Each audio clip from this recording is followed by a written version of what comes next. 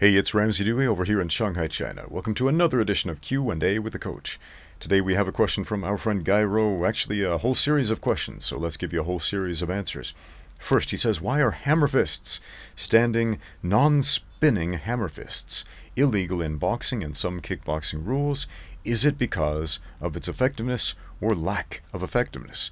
Neither. It is because of a very long-standing ancient tradition. Boxing, if you look at the rules back in the ancient Olympics, the ancient Greek Olympics had some very simple rules. You were allowed to punch with the front of the hand, and anything that is not a punch with the front of a hand is not allowed. And this has been a rule in boxing ever since, and some people will argue and say, well, you know, in this particular style of boxing in this time, sometimes they would use, the cuff of the hand. You know that term fisticuffs, for example, fist and cuff. Okay, and that can and does happen, sometimes accidentally, sometimes incidentally. But we have to actually look at what the rule says. The rule says the legal scoring blows are with the front of the hand. But what the referee doesn't see can't hurt him, it hurts the other guy. There is such a thing as professional fouling. Professional fouling is ancient. There was professional fouling in the ancient Olympics. There was a story about a guy when his boxing match came to a sudden death round. That's when the judges got bored because it went on too long and nobody died, or got knocked out, or declared submission by raising a single finger. It's what they did back in the ancient Greek Olympics. They would declare a sudden death round. Both boxers would stand across from each other and exchange undefended blows. With the fist, of course. And the first fighter to die, get knocked out, or submit with one finger raised, well, he would be the loser. The end, right? But this one boxer decided, I'm going to kill this guy. I'm going to kill him with the first blow. And he had his hand all wrapped up with leather thongs with metal studs in. That's what they did back then in the ancient Olympics. They didn't fight bare knuckle. They did not fight with boxing gloves on. They had leather straps with metal studs in them. And so with his hand all reinforced, he punched his fingers through the guts of his opponent, ripped out the intestines, killing him. But he was disqualified for breaking the rules of not using the fist. So, long standing tradition. That is why boxing uses the front of the fist and not the hammer fist. Now, I know some people who study academically classical pugilism might have seen pictures of hammer fists and things like that, or they might look at an example like the speed bag, where you hit with the back of the hand and alternate from different parts of the hand, back of the hand, front of the hand, cuff of the hand, fist. Okay, or even the forearm.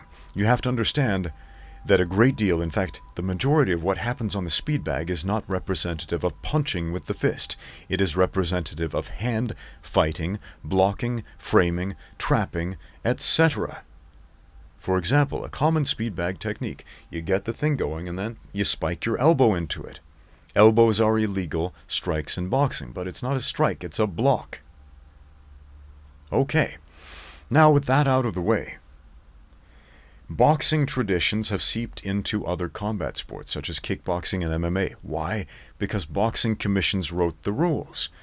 The New Jersey State Athletic Commission, a boxing commission, penned the rules of the UFC, the Unified Rules of Mixed Martial Arts, back in the year 2000. Anytime a change to those rules has happened, it's gone through boxing commissions. That's why we have gloves in the UFC. When it started, it was bare knuckle. It was supposed to be a representative of a no-rules fight. And again, in order to satiate the fans of boxing and the boxing commissioners, they thought, well, you can't have a no-glove fight. That's barbaric. So they added gloves. So that's the story behind that. Anyway, tradition. Question number 2. Gyro says, you said you played the saxophone in one of your videos, I think. Yes, I did. When I was in high school, I played saxophone. He wants to know what type of saxophone I played. I specialized in the baritone saxophone, but I also played alto and tenor, but mostly baritone, then alto, then tenor. Okay, next question. Number 3.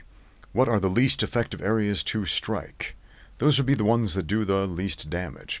So if you're punching somebody in the forehead, for example, as opposed to the soft, squishy, malleable, bendable, breakable parts of the face, that's a bad idea, because this is a really strong structure on the skull, as opposed to that, or that, or that, or that, or that, or that, or that, which isn't.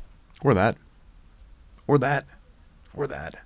Yeah, anyway, lots of places on the face which are great to strike. What else is not a good striking area? Well, how about the upper back, around the shoulder blades, around the rhomboids, around those muscles? Hit somebody back there, it's like a massage. Ever have one of those massages where they do that repeated Hammerfists on the back? Boom, boom, boom, boom, boom, boom. Oh, that feels great, man. So that's a terrible place to try to punch somebody to inflict damage. The butt. You ever hear that expression, I'm going to kick your butt? It's a weird expression because that's one of the least effective places to kick somebody. In fact, if you're going to block a leg kick and you don't want to use your shin, lower your level, block it with your butt, catch it, and then shoot for a double leg takedown. That's a great technique. Block with your butt, man, because it's going to take a lot less damage than your thighs, for example. Question number 4. People strike the legs in a fight to damage it, to tire their opponent out, to create setups, and more. This sounds more like a statement than a question, but let's go on. At least that's what I think, says Gyro. Could you use that strategy with striking the arms, like the forearms or biceps? I recently remembered to question this since I haven't really thought about it until recently. I tried it in sparring last year in school with a couple of acquaintances, and they all come from different backgrounds. One said it was ineffective, while the other said it was effective. What is your opinion on this topic? Okay, that's going to depend a lot. I remember my first professional kickboxing match. The other guy was a pretty wild puncher, and he threw a lot of volume punches at me, and I put my guard up a lot and covered up, and he punched my arms a lot. And he punched me in the biceps a lot, punched me in the triceps a lot. And I got overwhelmed quite a bit in round number 1 with all of these punches, most of them taken on the guard. But when it came time to get up for round 2, I remember my arms felt like jello. Just didn't have a lot of power or control in them, and it was difficult to keep them up, not because I was tired, but because my arms had literally just been beaten up. So there is a limit to the amount of damage that the soft tissue on the arms can take. Is it going to have the same effect as the legs? No, because you're not bearing your body weight with your arms in a fight, unless you're doing, flying cartwheel kicks or something like that. But even then, that's for a short period of time. Whereas in the stand-up phase of a fight, your legs are participating 100% of the time to keep your body up. And if there's significant damage in the legs, they can't do that. Whereas if there's significant damage in the arm, well, you can still fight. I mean, man, take a look at Nick Newell. One-armed fighter. He fought without an arm, man, and he did an awesome job. So, is it effective? Well, that depends. And it also depends on your opponent. If they're a really sturdy guy with really sturdy arms, they're going to have a very different reaction from a really wimpy guy with really wimpy arms. So, next question. Number 5. Is there striking in jiu-jitsu? Or is it pure grappling? Alright, if we are talking about Brazilian Jiu-Jitsu, and I hesitate a little bit to say this, because some people in the comments will remind me about those old-school Gracie Jiu-Jitsu challenges where they did all kinds of strikes as well as grappling. But, as it is generally taught today, Brazilian Jiu-Jitsu is pure 100% grappling, no striking.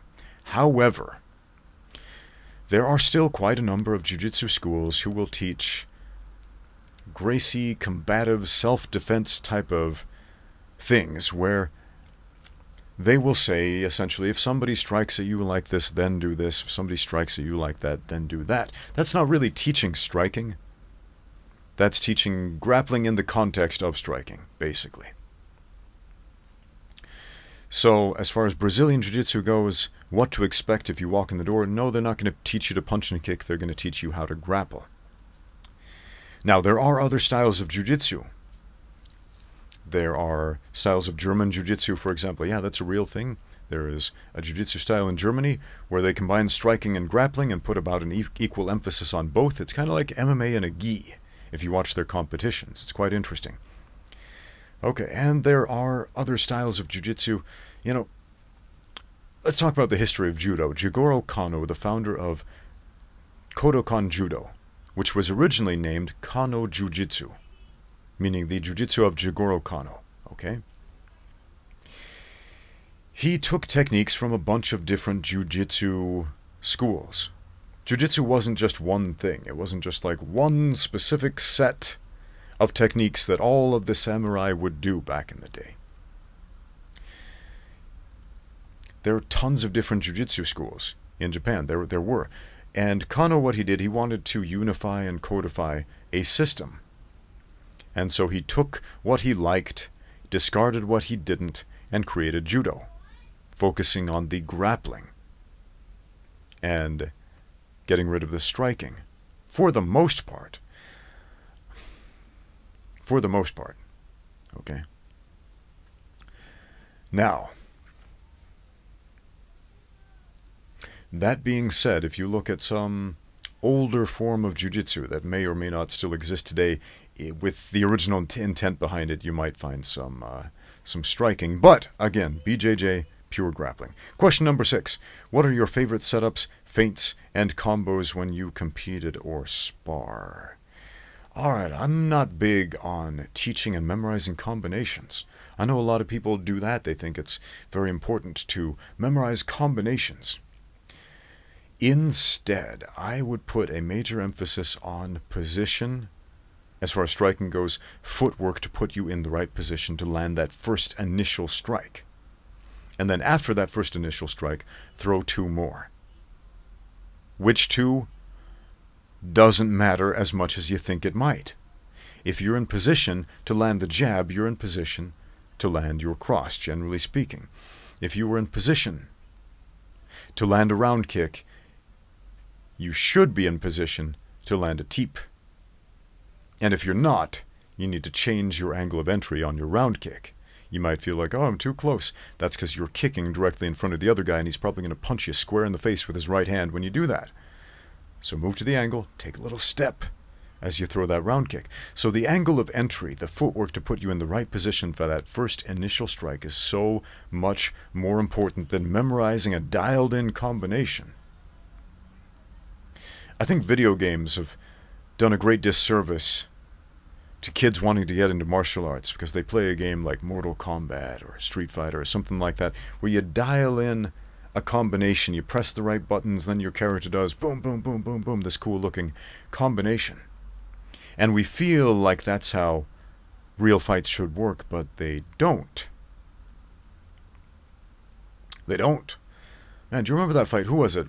Cowboy Cerrone, however you say his name. Blanking on who he fought, but he landed this 4-strike combination, and it got turned into memes. It was like a punch up high, a punch down low, this, that, and then ended with a high kick, and it was this beautiful, crisp, clean combination. And it shocked people. It got people's attention because this looked like one of those crisp, clean video game combinations. You press the right buttons on the controller, boom, boom, boom, your character does the moves. And in a game, that's the norm. In real life, it's not. And that's why Cowboy's combination surprised so many people when he did it. Because it was so clean. Because every strike landed flush. Again, that's the rare exception. But I'm going to tell you something. Put yourself in the right position to land that first strike, then throw 2 more. Which 2? Doesn't matter. Just throw 2 more. Integrate that mindset into your sparring, and you're going to learn all kinds of combinations, or you're going to throw out all kinds of combinations without pre-programming them into you. Think about something like jab, straight, hook, uppercut. Okay, how many of you have marked through that combination in a boxing class or a kickboxing class or an MMA class, any type of striking class? You jab, you throw the right straight, you throw the left hook, you throw the right uppercut. Okay, what happens there? When you try to do that in a fight, like a pre-programmed video game combination, you throw the jab, your opponent fades back a little bit to avoid the damage. Then you throw the right hand and you're out of range because he's too far away. You throw the hook and you're a mile away. And then by the time you throw the uppercut, he steps in and counters you with a cross of his own because you're boxing like an idiot who doesn't understand position. Position, control, attack. That is the mantra of all martial arts. Position, control, attack. In the stand-up game, we don't have as much control as we do in the ground game. In the ground game, we can pin the guy, squish the guy, immobilize the guy, take away all the variables. In the stand-up game, here's where control comes in. We are much more limited in the number of variables we can reduce from the equation, but it is imperative that we do so. Control comes in controlling yourself. Control your position relative to your opponent's position, since you can't physically control his body in the striking game until you get into the clinch fighting game. Then it gets really interesting and really dynamic. But fighting outside the pocket, we don't have control over the other guy's body. We have control over where we put our feet relative to his. So, program that into your system instead of dialed-in combinations. Thank you for watching. Now get out there and train.